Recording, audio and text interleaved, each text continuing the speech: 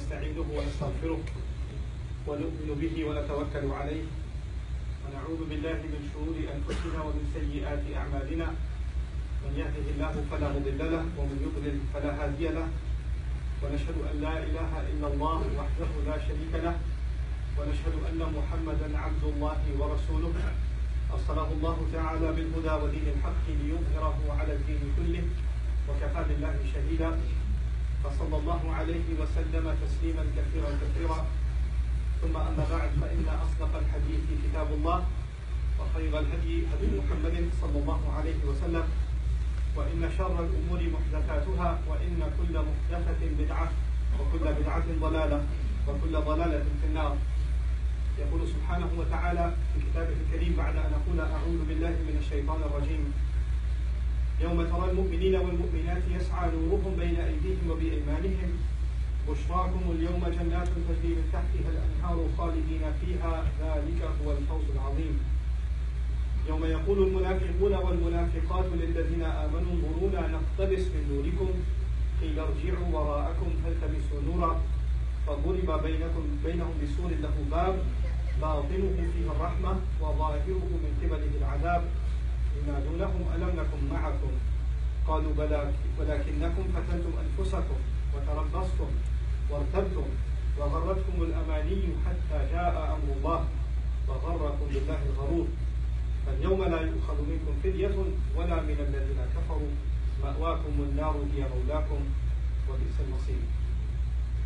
رب اشرح لي صدري ويسر لي أمري واحلل عقدة من لساني يفقهوا قولي.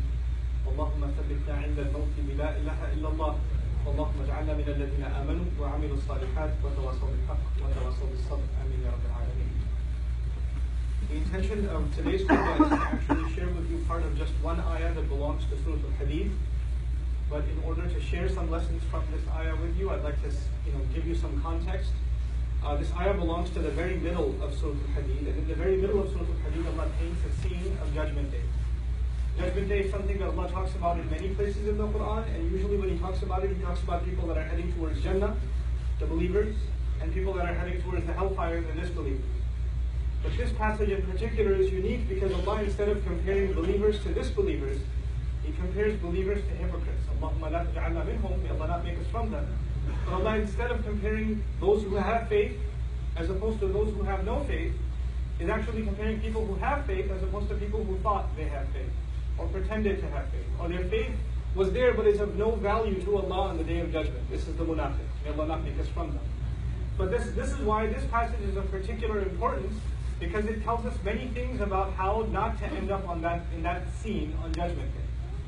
To summarize what's going on in this passage, Allah Azza wa Jalla says that on the Day of Judgment, believers, when they stand, the Prophet ﷺ will be able to see them. يَوْمَ تَرَى, meaning Ishara ila Rasul sallallahu alaihi wasallam. The messenger can see the entire ummah, al-mu'minina wal-mu'minat, believing men and women, يَسْعَى نُورُهُمْ بَيْنَ أَيْدِيهِمْ وَبِأَيْمَانِهِمْ. Their light is going to be coming out from right in front of them and from their right. What that means is, we have light coming from our hearts, from our chests, and we have light coming out of our hands. Why is that important? Because your iman and my iman, if it's sincere, if my faith is sincere to Allah, and my belief was strong, it actually turns into light on Judgment Day. And that faith made me act in a certain way. Those actions that I took turned into light on Judgment Day, the actions of my hand. So you have two torches on Judgment Day. The Day of Judgment is dark. It's this long walk to Jannah. And you're going to need light to get there. Some people are going to have exhaustive light. Their light is so stretched that the Prophet ﷺ would describe that it could go from one city to another. It's that big of a light. Other people have such weak light, they still have it, but it's so weak they can barely see the next step that they're taking. So there are people with different capacities of light, and they are now making their way, and Allah congratulates them because they at least have light, as opposed to people who have no light, they don't have any chance of getting to Jannah. They can't see a path. And so Allah says, بُشْرَاكُمُ الْيَوْمَ جَنَّاتٌ تَجْرِي مِن تَحْتِهَا الْأَنْهَارُ خَالِدِينَ فِيهَا. Congratulations to all of you of gardens, at the bottoms of which rivers are flowing. It's right ahead of you. Keep walking, keep going, keep going. But then in the next ayah, Allah describes a group of people that also get up on Judgment Day, and they notice they have no light, and they're in the middle of the dark. And they see far ahead, and they see, you can imagine the scene, there's complete pitch black darkness, and there's a group of people that seem to have some torches with them. You don't even see them. You just see some lights flickering. So you realize, I better catch up with them because those lights are getting dimmer. So these hypocrites wake up in this dark scene on Judgment Day and they try to run and catch up to the believers because they have no light of their own. They wake up and they're in shock that they have nothing that can aid them. فَيَوْمَ يَقُولُ الْمُنَافِقُونَ وَالْمُنَافِقَاتِ لِلَّذِينَ آمَنُوا انظُرُونَا نَقْتَبِسْ مِنْ نُورِكُمْ. The day on which hypocritical men and women are going to say to those who believe, wait for us, hold on, look back towards us. We could get some of your light. نَقْتَبِسْ مِنْ نُورِكُمْ. Iqtibas literally means, you know, in old days you have these torches with fires on top and you can take your wood and you can kind of light up your own torch.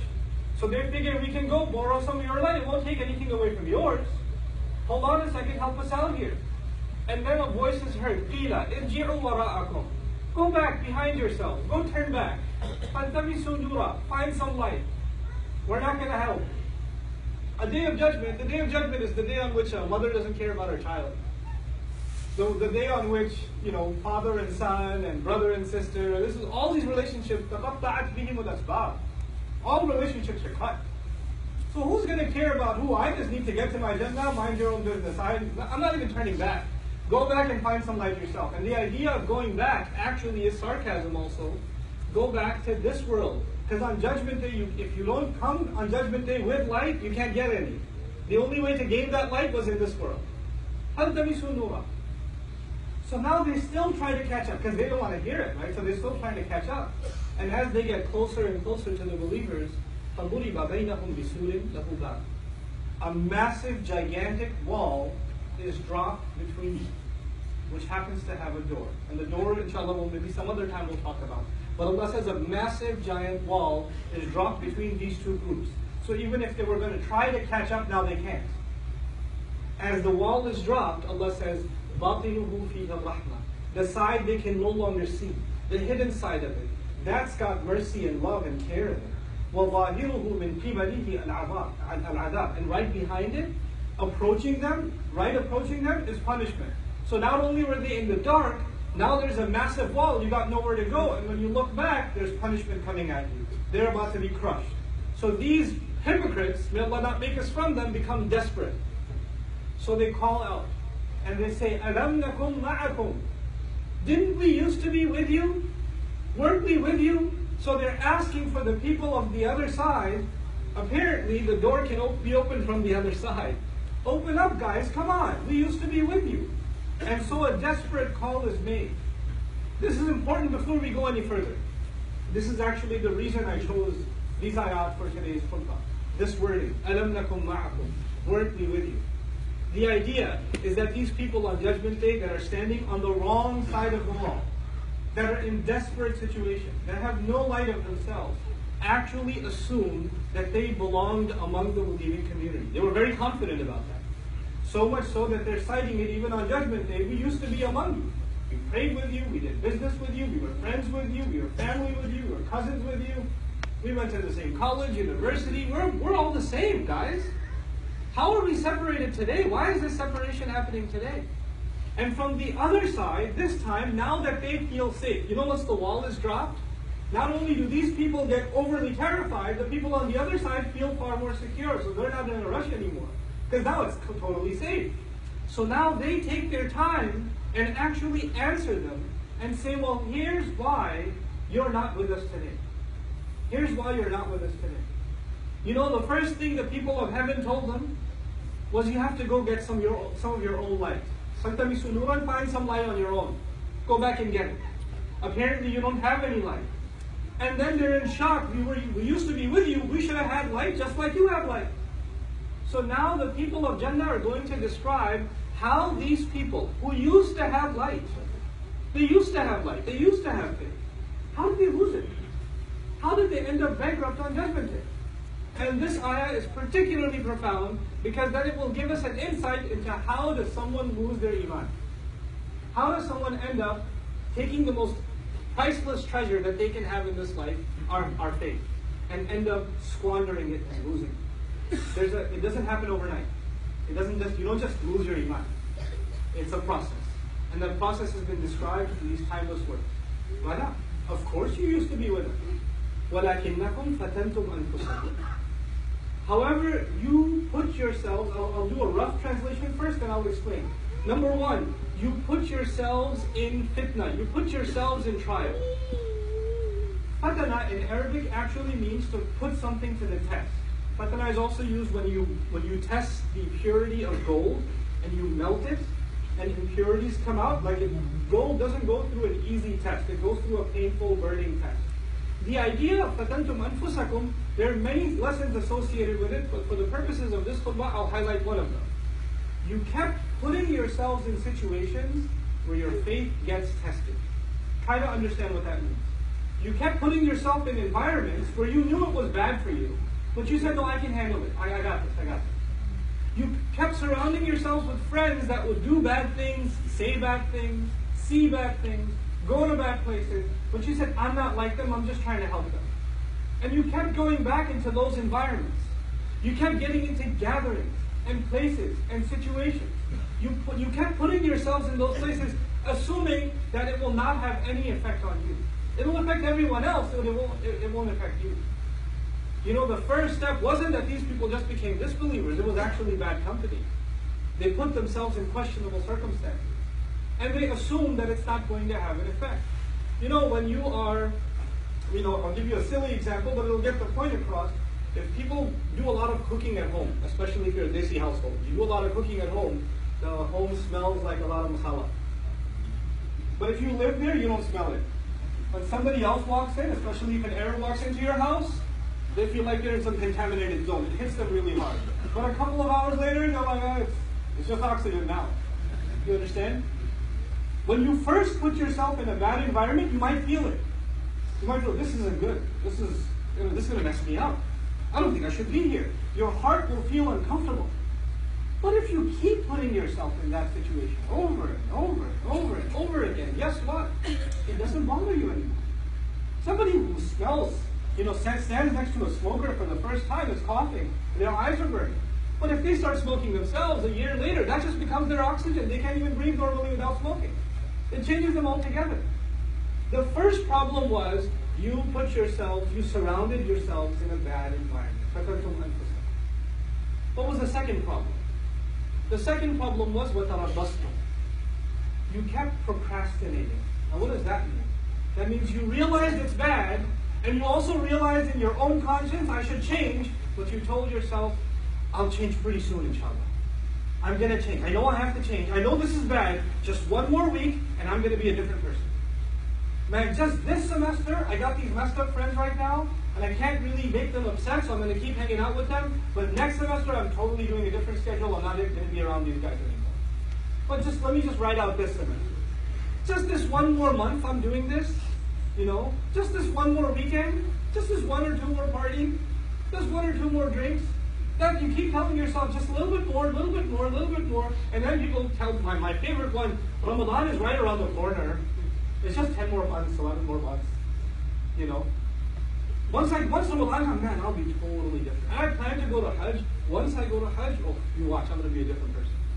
But until then, just make dua for me. Tarabbastum. You didn't want to make a change today, right now. You assumed, not only are you putting yourselves in a bad environment, you're not ready to make a transformation right now. It's too much for you to be out. You'd rather just stick it out. You'd rather just enjoy a little bit more. This is what tarabbastum. But you know what? And you assume, by the way, this also has an assumption. The first assumption was it doesn't affect you. It doesn't have an impact on you, but it does. Something really bad becomes normal to you over time. You get desensitized. What is the effect of tarabbus, of holding off and holding off and holding off? Actually, you assume that you can put the brakes on at any time. And you can walk away from all of it whenever you want. I'm not addicted. I don't need this. I'm not hooked on it. I can just walk away whenever I feel like. The truth of it is, that's not the case. The longer you stay, the more addicted you become, and the more impossible you feel, it's impossible for you to get out of it. You're completely immersed. You're completely drowned. And you don't even know anymore what it is to be outside of this environment. And then you start telling yourself, it's too late for me. And when that happens, a guilt sets in. The guilt sets in that I'm pretty messed up. Man, I've been doing sins. I've been in this bad environment. I should have made tawbah a long time ago, but it's too late for me. And that bad, nobody likes to feel bad. Nobody likes to feel guilty. And then Shaitan comes and says, why do you feel guilty? You don't have to feel guilty. The only thing that's making you feel guilty is this Islam thing. Islam says this is haram and that's a sin and that's a sin and you can't do this and you can't say that and you can't go there. Islam keeps making you feel bad, man. I want you to feel good. How true is Islam anyway? And now the thoughts start running in this person's mind, a man or a woman. Why am I even following Islam? It seems like it just wants me not to be happy. I just want to live my life, man. I just want to be free. I just want to be able to do what I want. I just want to be able to hang out with my friends. I'm not so sure about the Quran anyway. How do we even know there is a God? How do we even know? What's this hadith business? I mean, how do we even know it's authentic? And so you have this young man or woman, this Zainab, this Ali, this Fatima, this Abdullah, this Kareem, these beautiful names, and now they're starting to ask questions about, I'm not so sure about this Islam. I don't know. I have doubts. I have serious doubts. And these are not PhDs in philosophy. Nor do they have exhaustive education in Islamic history where they studied it and they started developing doubts. No. They were in a bad environment.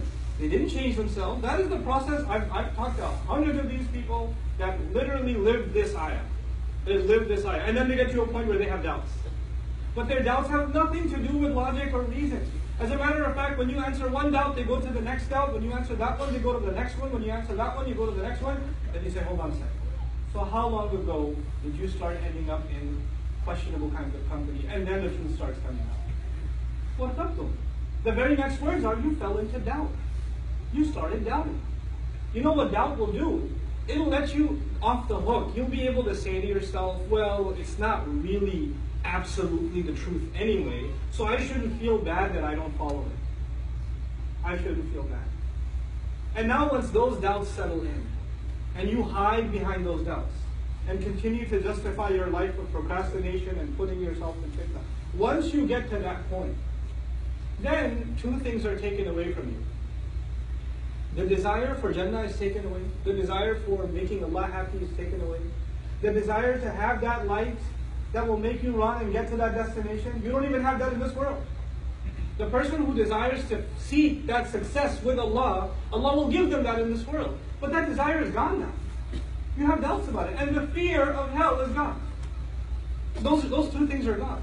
Your fears are gone, and your hopes and aspirations in Allah and the Akhirah are gone. The afterlife is nothing to you.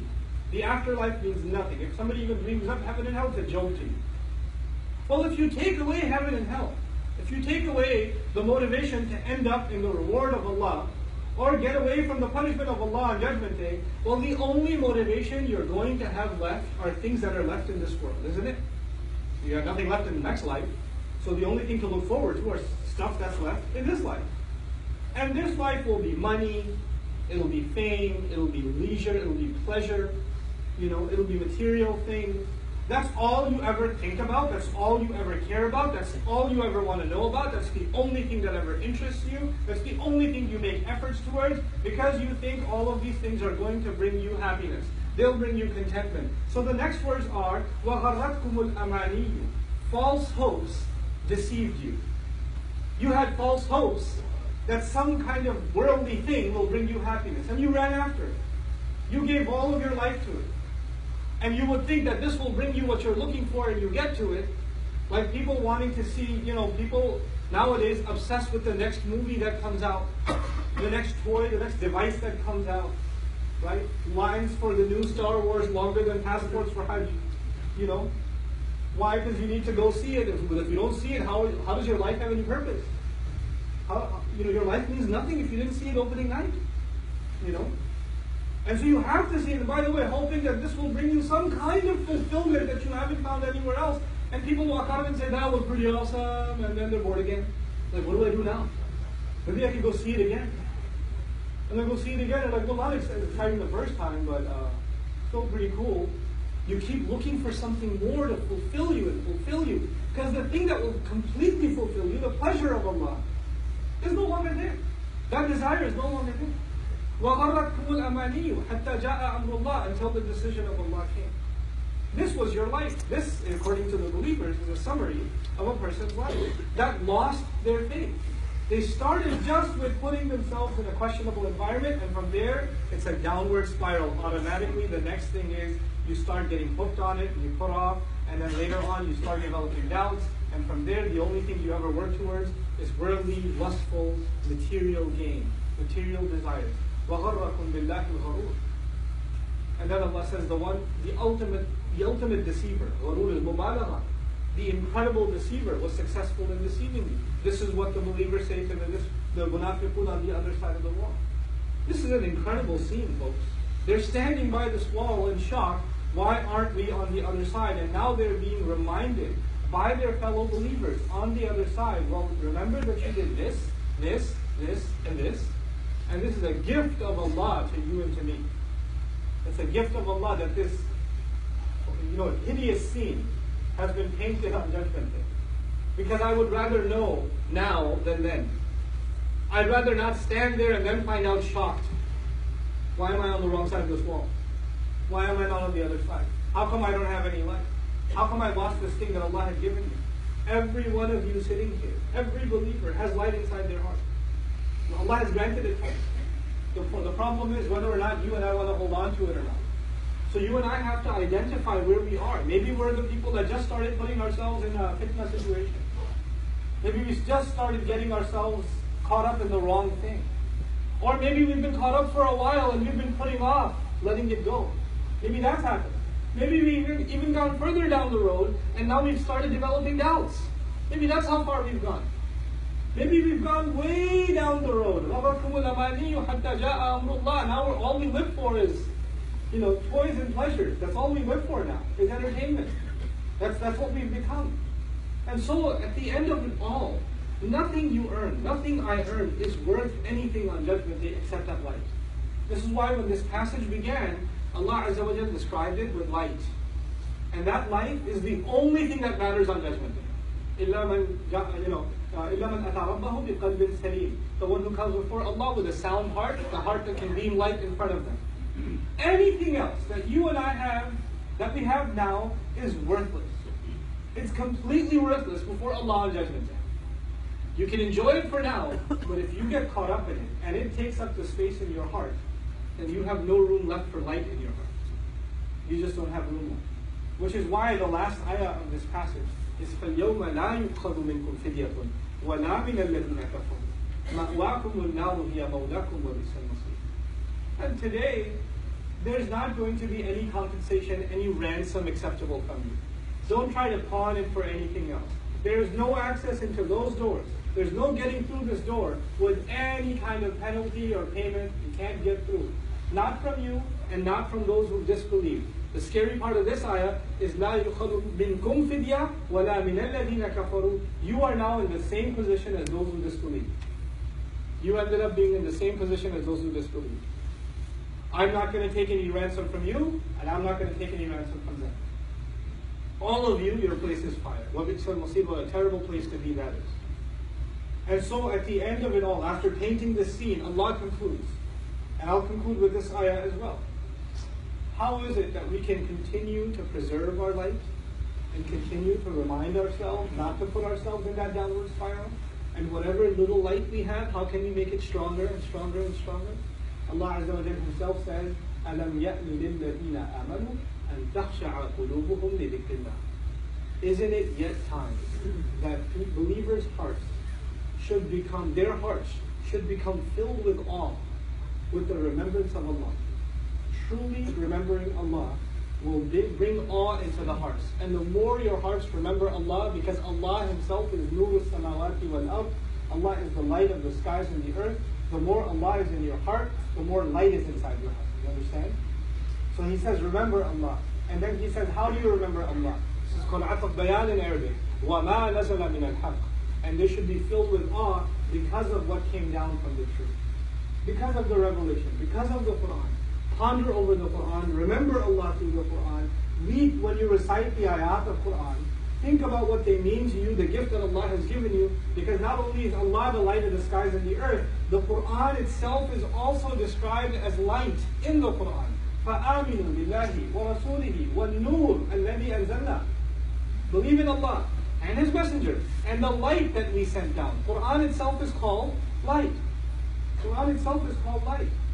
And so the amount of time you spend with the Book of Allah, for your own personal benefit,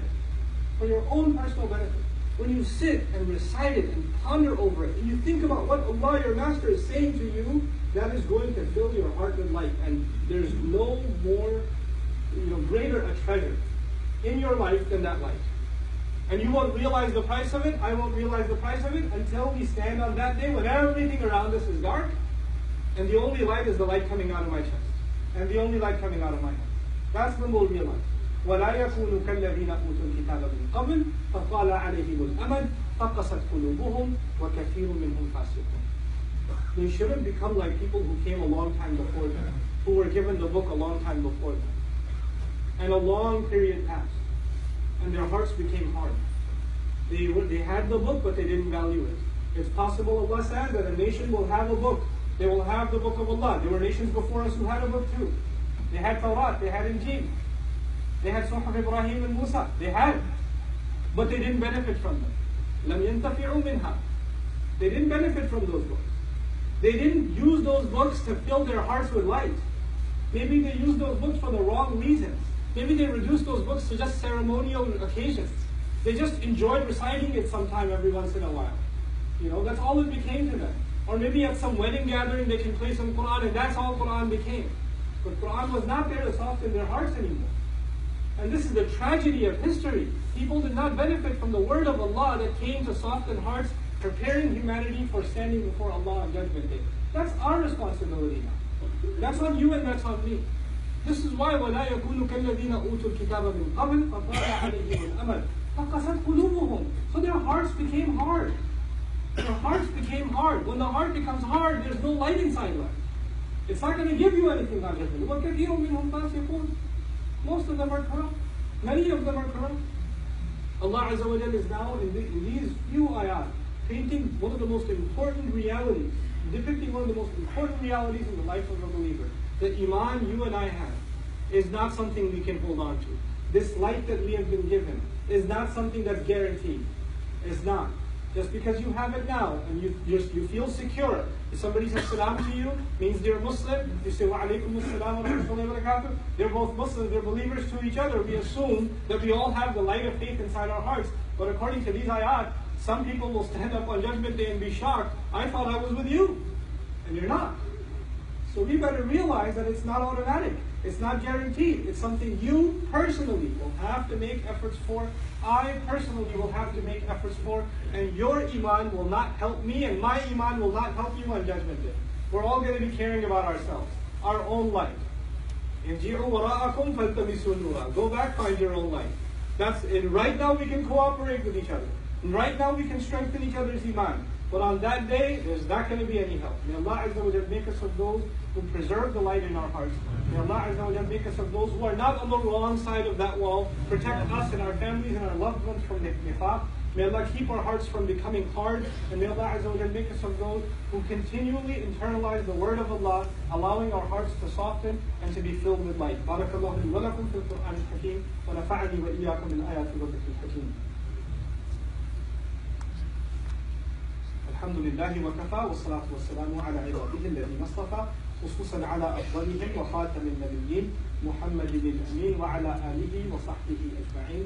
يقول الله عز وجل في كتابه الكريم بعد أن أقول أعوذ بالله من الشيطان الرجيم إن الله وملائكته يصلون على النبي يا أيها الذين آمنوا صلوا عليه وسلموا تسليما اللهم صل على محمد وعلى آل محمد كما صليت على إبراهيم وعلى آل إبراهيم في العالمين إنك حميد مجيد اللهم بارك على محمد وعلى آل محمد كما باركت على إبراهيم وعلى آل إبراهيم في العالمين إنك حميد مجيد.